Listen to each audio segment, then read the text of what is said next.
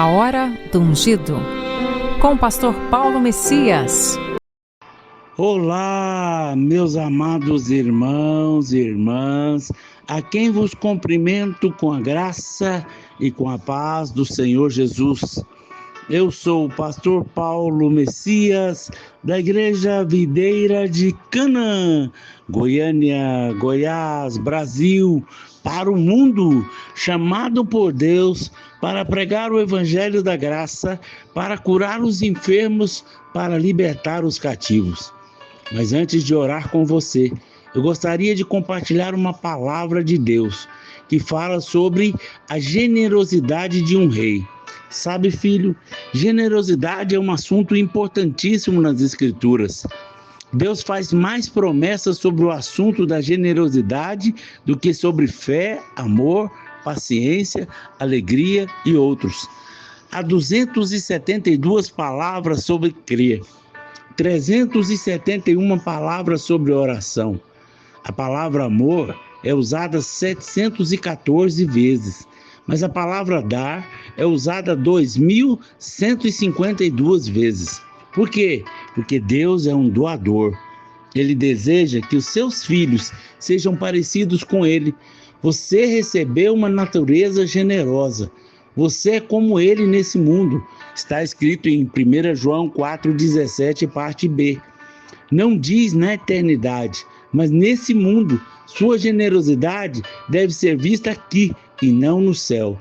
Em João capítulo 1, verso 16, na versão mensagem, diz: todos sempre vivemos de sua generosidade, recebemos dádivas uma após a outra. Jesus afirmou que mais feliz é quem dá do que quem recebe. É bom receber, fico feliz, mas quando recebo. Mas quando o Senhor diz que a maior felicidade existe na vida de alguém generoso, o generoso é o mais feliz. Se você acha que não tem felicidade, comece a ser mais generoso. Quem vê a graça se torna generoso. O Espírito Santo coordenou uma sequência de capítulos na Bíblia. Em Lucas 18, 19, encontramos duas pessoas. Uma é chamada certo homem e a outra Zaqueu. Quando a Bíblia nem menciona o nome de alguém, significa que a vida passou sem honra. Em Lucas está descrito assim: certo homem de posição que guardava a lei desde a sua juventude, era muitíssimo rico. Ele se aproximou de Jesus e o chamando de bom mestre. Jesus disse que não existe ninguém bom, exceto Deus. Creio que o Senhor lhe deu uma dica. Se você aproxima de mim vendo-me como Deus vê, você me ouvirá e encontrará a sua resposta. Esse homem queria saber o que fazer para ser salvo, mas não via Jesus como Salvador. Não se esqueça que o nome Jesus é o Jeová, é salvação. Ele não se aproximou dele reconhecendo como aquele que salva. Sua confiança não estava no que podia fazer para ser salvo. Ele queria mais uma lei, mais um ensino. Por isso disse: bom mestre. Todos os outros fariseus eram mestres da lei. Jesus era apenas mais um para ele. Isso nos mostra um princípio importante. Veja Jesus como seu Salvador, não apenas do inferno, mas Salvador de qualquer circunstância, necessidade que você possui hoje. Todos nós precisamos de Jesus como Salvador, não como alguém que nos instrui o que fazer. Normalmente perguntamos: Senhor, o que eu tenho que fazer? Enquanto o Senhor quer que você apenas o receba dele pela fé. A lei transmite a mensagem que eu tenho de fazer. A graça transmite a mensagem: eu vim apenas para receber. A graça dá, a lei exige. O Senhor lhe respondeu: guarde os mandamentos. Sabemos que ninguém pode ser salvo por guardar os mandamentos. Jesus queria mostrar isso, utilizando-se de uma figura de linguagem chamada lilote. Queria que o homem raciocinasse sobre onde estava a sua confiança, onde estava a certeza da salvação. No fim, o que aconteceu?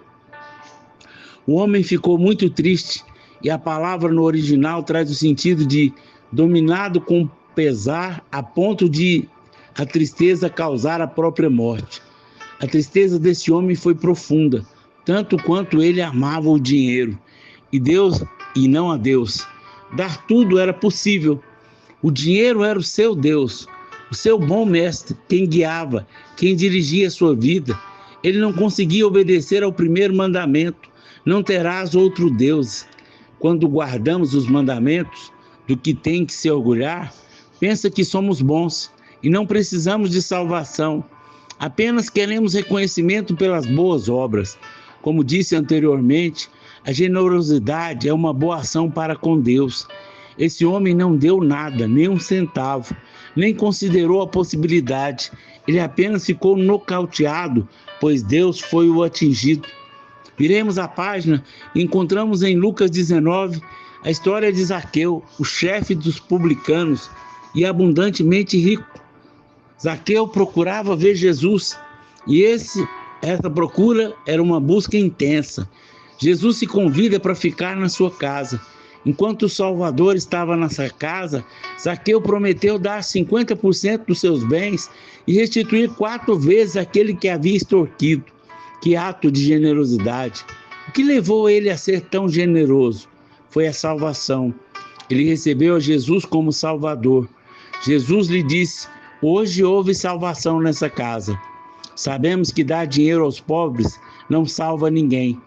Jesus não disse que houve salvação porque o que ele deu, mas porque houve salvação, então ele deu. Zaqueu se via perdido. Sabemos disso porque Jesus disse: o Filho do Homem veio para buscar e salvar o perdido, no verso 9. Quando você está perdido, então você precisa de um Salvador. Você não precisa de instrução. Se estiver afogando em alto meio mar, não adianta alguém jogar um livro de como aprender a nadar. Você precisa aprender de uma salvação, não de instrução. A generosidade é grande em nós quando nós enxergamos o que Jesus fez por nós. Não havia como fazermos algo para sermos salvos. Não havia como pagar pela salvação. Então ele quer que você apenas receba a graça pela graça. Sempre que você vê a graça, você estará disposto a dar, sem que alguém lhe peça nada. A oferta é de acordo com a sua grandeza. Você é um rei no reino de Cristo. A oferta deve ser de acordo com a posição e não de acordo com a sua situação. Lá em 1 Reis, capítulo 10, verso 13, o rei Salomão deu à rainha de Sabá tudo quanto ela desejou e pediu, afora o que lhe deu por sua generosidade real. Assim, voltou e foi para a sua terra com seus servos. A generosidade é a marca de um nobre. Voltemos a Salomão. Ele deu à rainha de Sabá segundo a sua generosidade real. Ele não deu segundo a sua necessidade, mesmo porque ela era riquíssima. E para impressionar alguém riquíssimo, sua oferta deve ser muito grande. A generosidade de um rei é de acordo com a medida da sua realeza, não de acordo com a sua necessidade de alguém. Jesus menciona essa rainha. A rainha do sul se levantará no juízo com essa geração e a condenará, porque veio dos confins da terra para ouvir a sabedoria de Salomão. E eis aqui está quem é maior do que Salomão. Mateus 12, 42. Ela é do sul da Arábia, trouxe muitas especiarias, riquezas para Salomão. Salomão não deu de acordo com a necessidade da rainha. Ele lhe deu tudo o que ela pediu. Ela pediu uma explicação de muitas coisas e ele lhe deu. A rainha Sabá não era uma mulher pobre. Ela não tinha necessidades financeiras, como muitos. Podemos afirmar isso porque o texto diz: deu ela ao rei 120 talentos de ouro e muitíssimas especiarias, pedras preciosas. Nunca mais veio especiaria em tanta abundância como a rainha de Sabá ofereceu ao rei Salomão.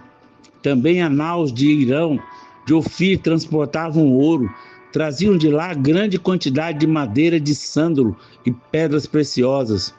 Um talento tem aproximadamente 34 quilos. Hoje, em dezembro de 2024, o ouro está a R$ 513,41 a grama. Fazendo os cálculos, Ela deu somente em ouro algo em torno de 2 bilhões 94 milhões 712.800 reais. Ela não era pobre. Não se trata de dar por necessidade, mas por ser nobre. Generosos são nobres.